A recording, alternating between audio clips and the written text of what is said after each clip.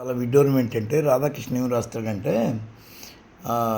ఎన్టీఆర్ అనేవాడు national front చైర్మన్గా ఒక వెలిగి ఆ తర్వాత ఆయన ఓడిపోయిన తర్వాత ఇక్కడ రాష్ట్రంలో ఉప ప్రధానిగా నియమించాలని తెలుగుదేశం ప్రతిపాదిస్తే ఓడిపోయిన వాళ్ళని అలా చేయడం కుదరదు, ఉప ప్రధాని చేయడం కుదరదని తేల్చి చెప్పారు. ఎన్టీఆర్కి ఎదురైన చేదు అనుభవం కేసీఆర్కి తెలియదు కాదు. జాతీయ రాజకీయాల్లో దక్షిణాది వారి ఆధిపత్యాన్ని ఉత్తరాది వారు అంగీకరించాలని అంటాడు ఈ పెద్ద మనిషి.